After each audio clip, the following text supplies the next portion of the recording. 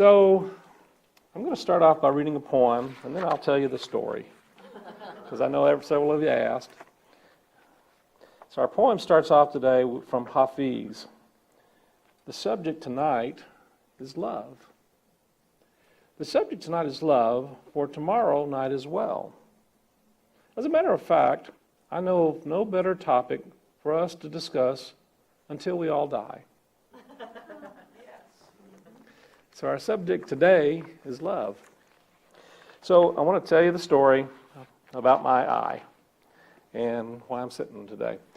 But I did pop some blood vessels, and so it did kind of make my eye bulge out a little bit, so I couldn't see very well.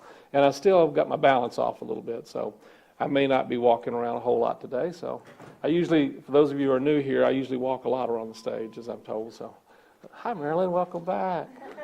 Glad to have our Marilyn back. Yay, she came back from Japan. Anyway, so I wanted to kind of give you that story and let you know what is going on with that. But I'm going to be sitting while I talk today, if that's all right with all of you, because you guys don't want a repeat performance of Christmas Eve. How many of you were here Christmas Eve? Saw that wonderful performance? Great. Oh, man. Christmas Eve, I fell off of the stage onto the Christmas tree.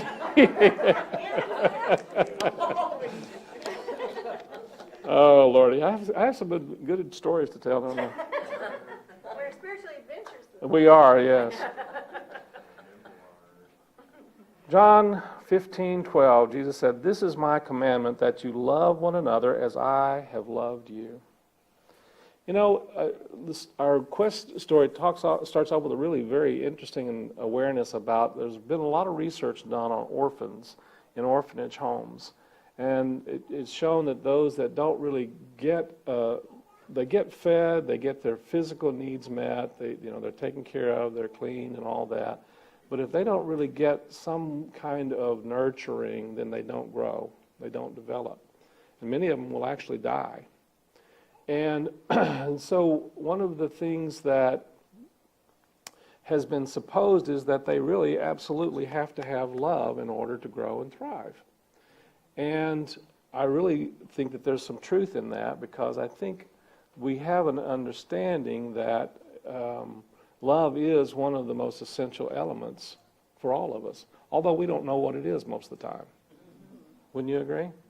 And so we're going to talk a little bit about what love is and what it isn't, or at least kind of explore that idea, that understanding, not just on a little intellectual awareness, but just really try to get an experience of what really love is for us.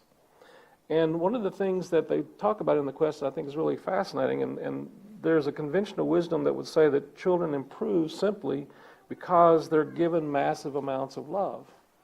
But they're suggesting that in reality, what is happening is that they are being given someone to love.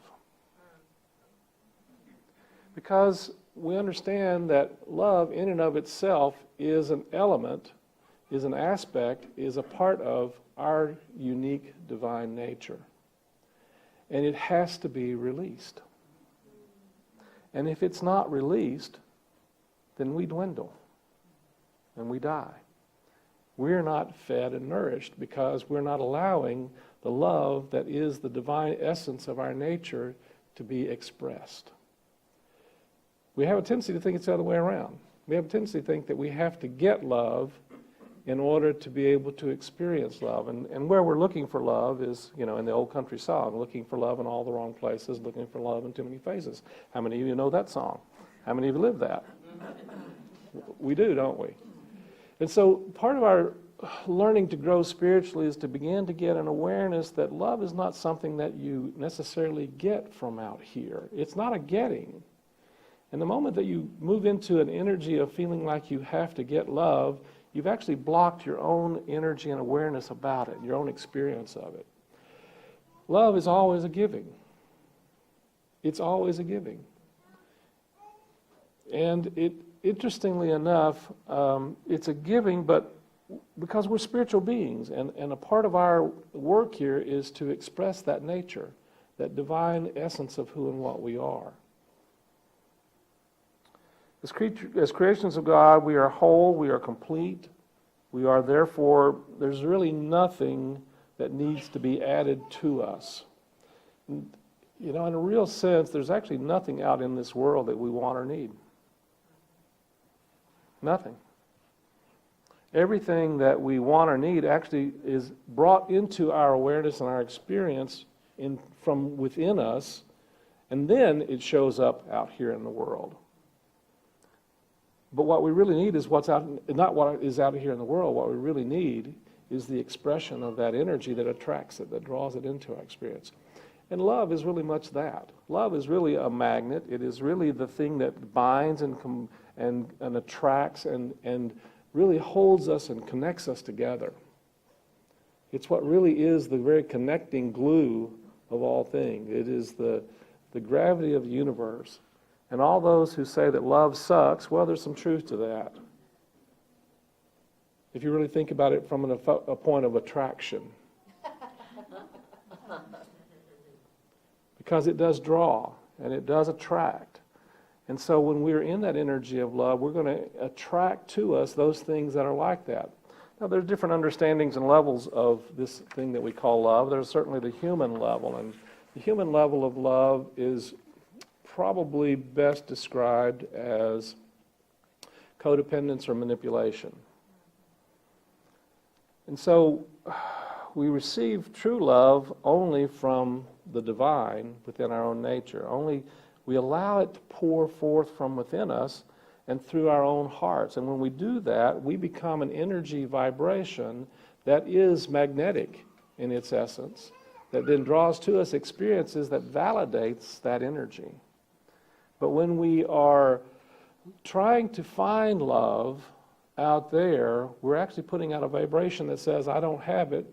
And so we're sending out a message to the universe of, I don't have love. And the universe says, oh, okay, so you want more, I don't have love. You get it? And so it really isn't a matter of trying to go out there and find it. It's really a matter of really allowing yourself to move into the energy of alignment with it and becoming it. Because it really is the essence of who and what you are. Jesus said, God is love, and they that abide in love abide in God. Well, what does it mean to abide? It means to live in it. And I'm going to suggest it's even more than just living in it. It's to be it.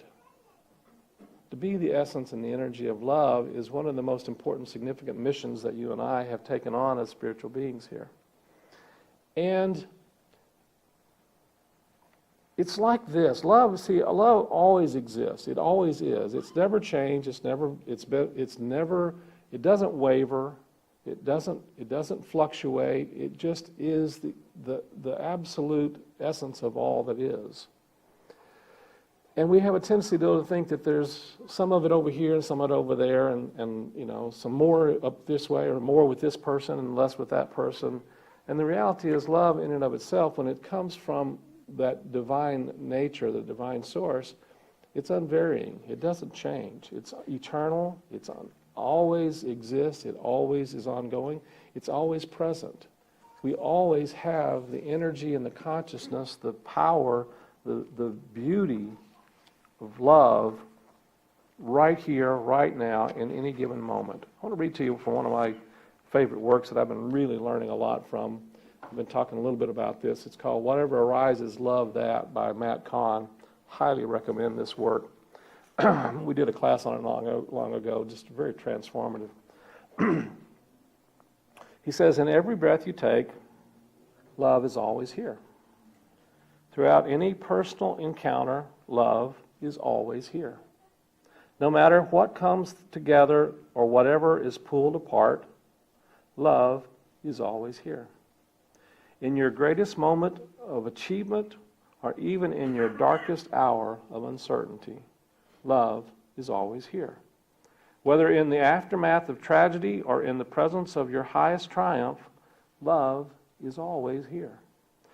When life is flowing, inspired, and harmonious, and even if it is frustrating, annoying, painful, or inconvenient, love is always here. When you feel alone or unsupported, love is always here. No matter what you understand and despite what you have yet to figure out, love is always here. Despite your thoughts, regardless of what you choose or how you feel, love is always here. And no matter what has been done to you or whatever you believe you've done to others, love is always here. Love is always here. We're always in the energy, the presence of love. And one of the things that came to me in my meditation some time ago is it's like, you know that there are radio waves that are transmitting through you right now in this moment? There are radio waves that are transmitting throughout everywhere, and we are immersed in them. It's like we're in an ocean. And love is like being in an ocean. You're like a fish in an ocean. The fish is not less a fish when it's out of the ocean. It's still a part of the ocean. And when you're in that awareness of being in the ocean of love, you don't even know you're in it a lot of times. You don't even recognize that you're in it. You know, you're just swimming around doing whatever you do, but you're swimming in love. We're swimming in love right now. Some of us are doing the backstroke. Some of us are stumbling through it, you know. But we're in that presence and that power that is love itself. It is like a radio wave, and you know, there's lots of different radio frequencies.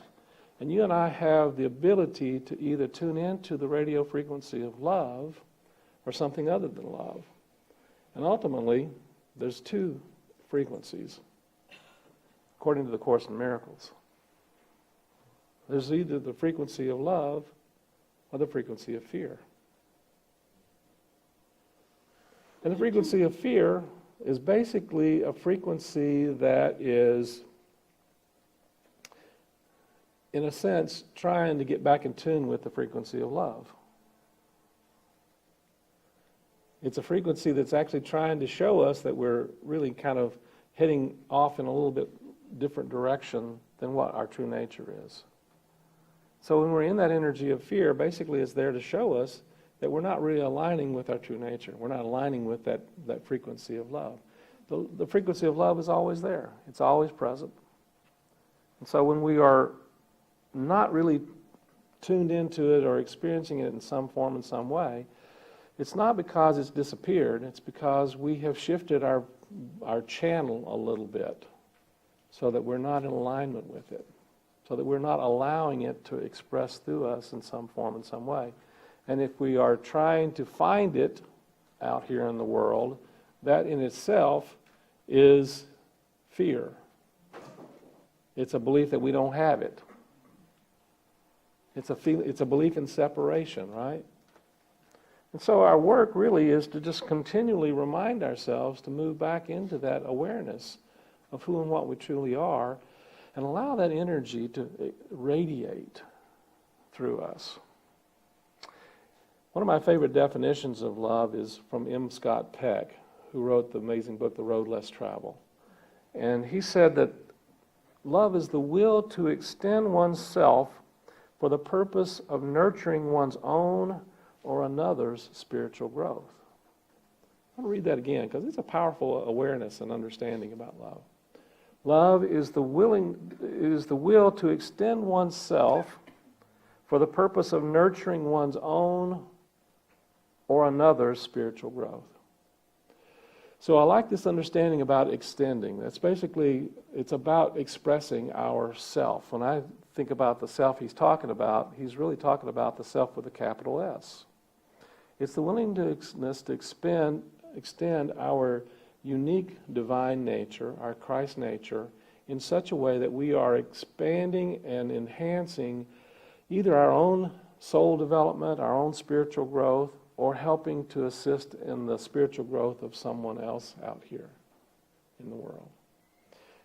That's kind of a misnomer also because there really is no one else out here. It's just still us. It's just us.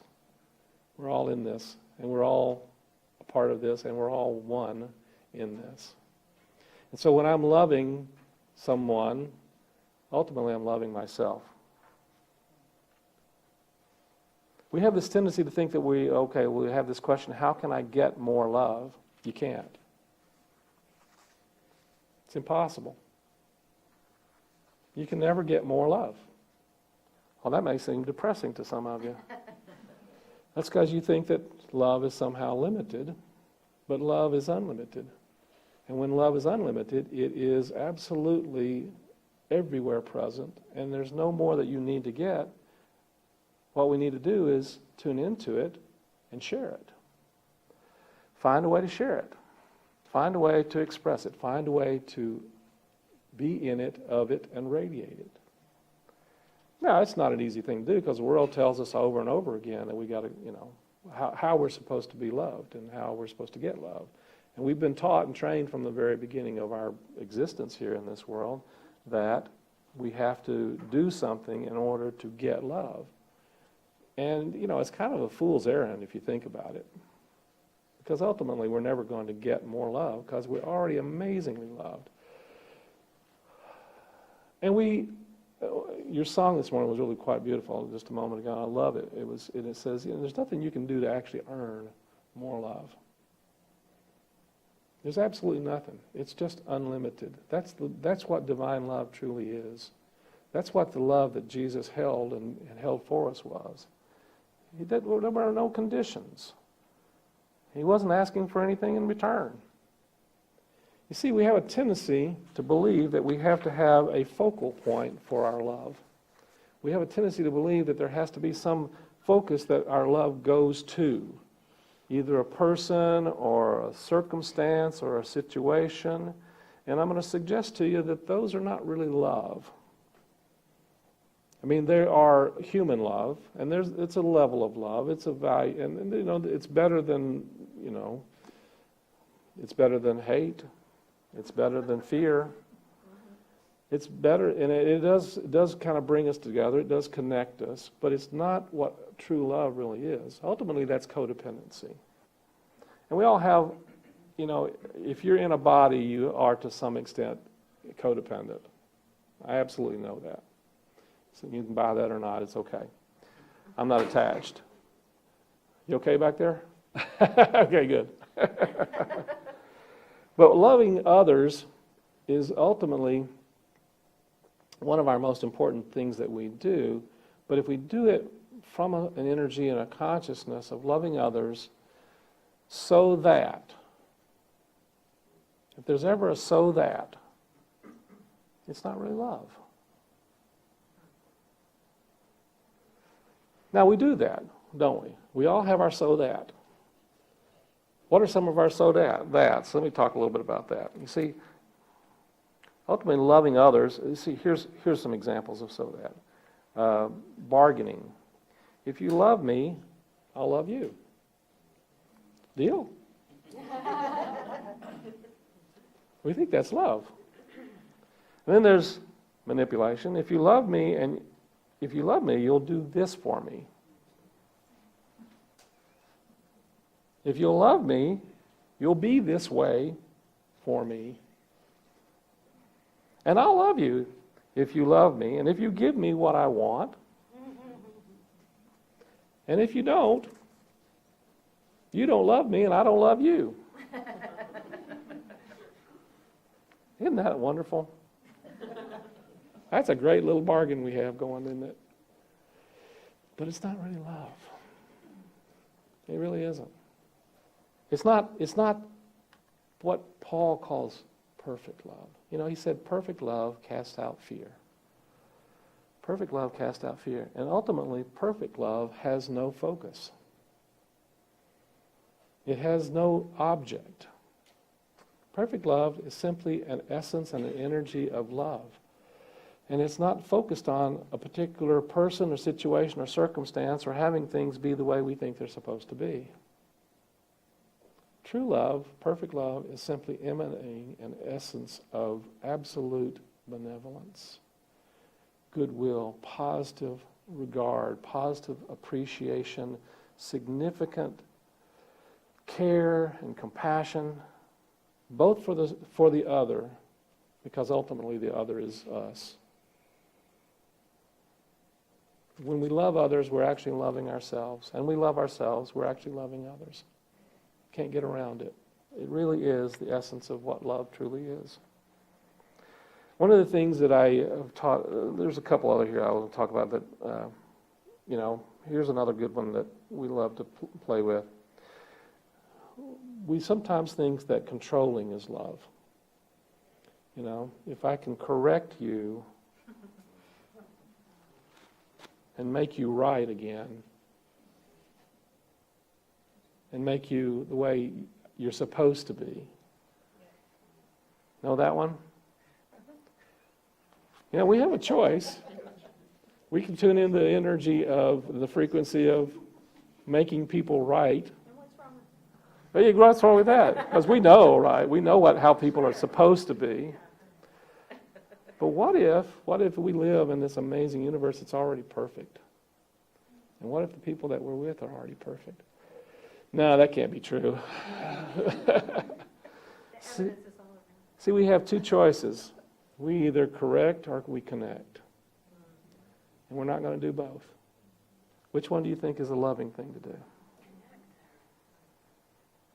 If we are in the process of trying to correct, we are not connecting. We're actually separating. We're making wrong. We're saying, you know, if you'll be, we're back to bargaining. If you'll be the way I want you to be, then I can love you. Now, don't get me wrong. There are different levels of this and different frequencies that we need to tune into. And if you're in a situation where someone is being abusive, you don't sit there and say, I'm going to love you anyway. You love yourself first and you get yourself out of the situation. That's not loving to stay in an abusive situation. That's fear. It's fear. And so you take yourself out of that situation so that you can really truly tune into who you truly are. And tune into the love that you have within you. And hold that energy in a way that you can eventually get to the place where you can not only forgive the abuse, but listen to and be open to hearing whatever message that has for you to change how you are showing up in your life. And help you to move into an energy that is really more full of the grace and the glory that is already within you. Then there's people-pleasing as love. If I do something to make you happy, then you'll love me, right? That's a good one. We all play that to some extent. And then there's rescuing as love. If I take care of you and your problems, then you'll be happy and you'll love me. Anybody know any of these? You know, folks, they're common. Are you beating yourself up because you know them? No. Well, maybe. If you are, can you love that part of you that's beating yourself up anyway? See, that's one of the things I'm really learning is ultimately every bit of love that we have is really, in a real sense, self-love. Now, you may think, well, that sounds selfish. No, it's not selfish. See, selfish is loving the ego part of you to the exclusion of allowing that love to roll over into all the other expressions of you out here in the universe, out here in the world. It's believing that this ego is all that really is important and all that is. But self-love is really self-nurturing and self-healing and self-compassion. And it's really allowing you to really reparent yourself. You know, we kind of grew up learning love from those who had some had very good awarenesses about love and some had very limited awarenesses about love. You know, we all had parents that had certain ideas and awarenesses about love, and they had their own little versions of codependence, and we learned a lot of our ways of loving and thoughts and beliefs about love from them primarily early on in our life. And this is not to blame, because that's not loving. It's to really recognize that we have patterns that are set up within us that don't allow us to tune into that energy of love and that keep us from accepting that beauty and that magnificence of who and what we are, because we experience conditional love in some way. And the conditional love was the best that our parents knew. It was. And if they had gotten absolute, pure, divine love as they were growing up, I'm sure that we would have had a much deeper, richer experience of that. And maybe some of you did. I think some of you probably did to some extent, probably. But there's still always some conditions because we're still in this human experience. And so part of our healing work is to reparent ourselves. A lot of the trying to get love is trying to really, we go and meet somebody that we fall in love with, and ultimately, whether we realize it or not, what we're trying to do is get either our mother or our father to love us the way that we wanted to be loved. And the reality is they never could. They could only love us the way that they knew how to love. And even if they were the most loving parents in the world, if they didn't love us in exactly the way that we felt like we needed or wanted to be loved, we still felt unloved. And so we created this pattern within us that says, I'm not lovable. And when we create this pattern in us that says, I'm not lovable, then we actually wind up creating all these amazing and wonderful lessons throughout life to show us this pattern. Not to show us that we're unlovable, but to show us that we have a pattern that says we're unlovable, so that we can recognize and change and shift that pattern, so that we can tune into a different frequency, tune into the frequency of our real nature, of who we really are, of who we truly are.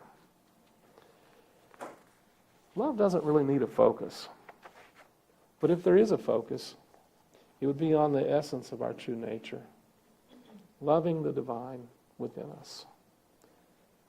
You shall love the Lord your God with all your heart, with all your soul, with all your mind, with all your strength. And you shall love your neighbor as yourself, because she is us, and he is us, and he is us. And so when we love the divine, it's not loving some being out there. It's loving the essence of what was created in the very essence of who and what we are. And the more we practice that and really tune into that feeling and that energy of being divine and trusting that and accepting that and being willing to own that, not in an ego way, but in a way of just absolute awe at the possibility of being love. I think that's what God called us to do. And it's a practice. It's not something we're going to do every time and every way. And so the big practice is, can you love that part of you that's not loving to you? That's what I'm learning from Matt. Well, see, we got all these little children inside of us that we've cut off from ourselves. It's the one that doesn't understand, the one that doesn't know how to love, the one that's afraid, the one that doesn't know how to whatever, the one that's angry, the one that's upset, the one that's fearful, the one that is always right, the one that is always wrong, the one that feels fantastic, the one that feels depressed. And if we can learn to love those different little children, and he describes it as children that are lined up just waiting for the next one to be loved. And so we have different experiences in life that will reveal to us all of these different children that we have cut off from our internal psyche, that will rise up within us when we have experiences that are challenging and difficult for us, that we get overwhelmed with, we don't know how to handle or deal with. And our work is to really not try to love necessarily so much what's going on out there, although that's a part of it, but really learn to recognize, what is that bringing up in me to be healed, to be loved. And interestingly enough, if we can use that energy of divine love and send that to that part of ourselves that doesn't feel loved, that's crying out for love. See, the Course in Miracles says there's either love or a cry for love, and that's what fear ultimately is. Love or a cry for love. And if we can notice that cry for love within ourselves and love that part of ourselves that doesn't know how to love, that part of ourselves that feels afraid, that part of ourselves that feels less than or more than or whatever, we become whole. And that energy of love transforms that fear into something more magnificent, more beautiful, more gracious. Now, can I do this all the time? God, I wish that were true. Because I forget, just like everybody. And my work is to learn to love the part of me that forgets. That's your work as well. That's our lesson for the week. Let's move into our meditation time. So just breathe into that heart space. Just let the breath flow in and out of your heart.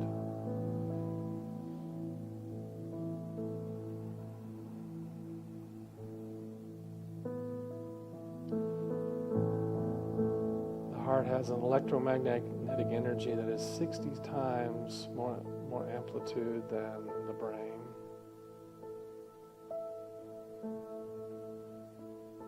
And it is a place where we allow ourselves to know and feel our true essence. Our true essence is love. We are created in the image and after the likeness of the divine, which is love. And there's no changing that. There's nothing we have done or can do or will do or ever have done that changes the truth of that. But it can certainly change the illusion of it. It can create an illusion that says that we somehow are unlovable, that we are unloved, that we don't know how to love. And those are an illusion. And they're not the truth. So just take the time now to breathe into and be willing to set those aside and to love that part of you that is confused about love or feels like it needs to get love. Just say to that part of you, I love you.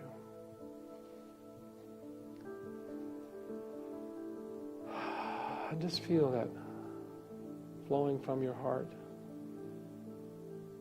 to whatever aspect of your nature that doesn't feel in tune with the feelings, the energy, the awareness, the consciousness of love. And just see if you can just radiate an energy of love to it.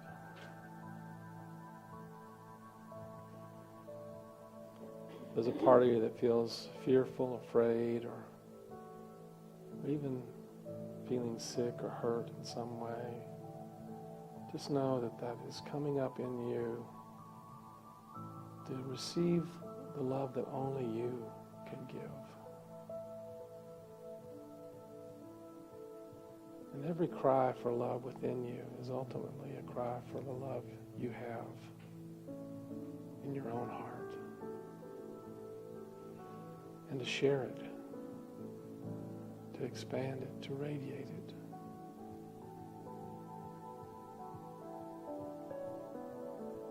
To be it.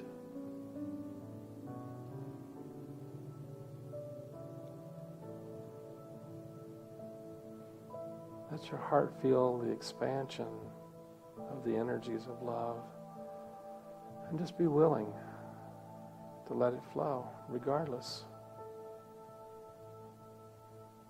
of situations, circumstances, thoughts, feelings, emotions.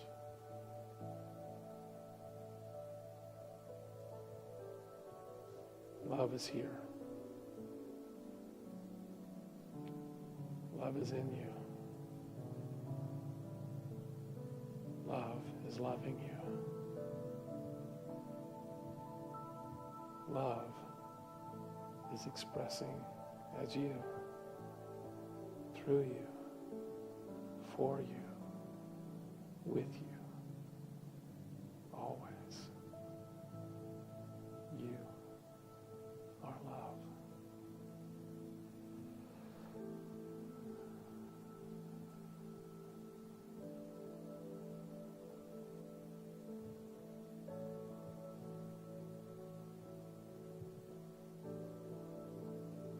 nice deep breath now.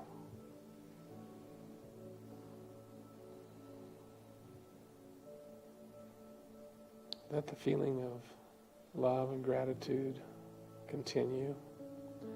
Appreciation is a part of love. Just notice what you appreciate. Acceptance is a part of love. Notice what you can accept and accept whatever you can, because it's what opens the door to love. And when you're ready, gently open your eyes. Be present in love, as love, and through love. Thank you. And so it is.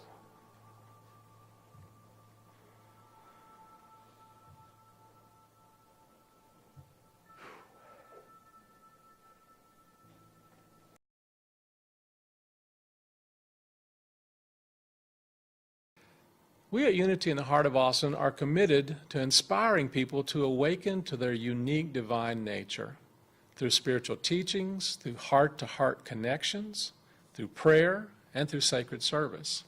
And we provide tools, spiritual tools, that allow you to live your best possible life. I'm Reverend Tony Roebuck, minister at Unity in the Heart of Austin, and I truly hope that you are inspired by and that you are transformed by, you enjoy this week's spiritual message. And if you would like to leave a donation, a tithe, to help the work of this ministry in supporting you and others like you, then we are truly grateful for your generosity and for helping to make the world a better place. Because we know that life is meant to be good.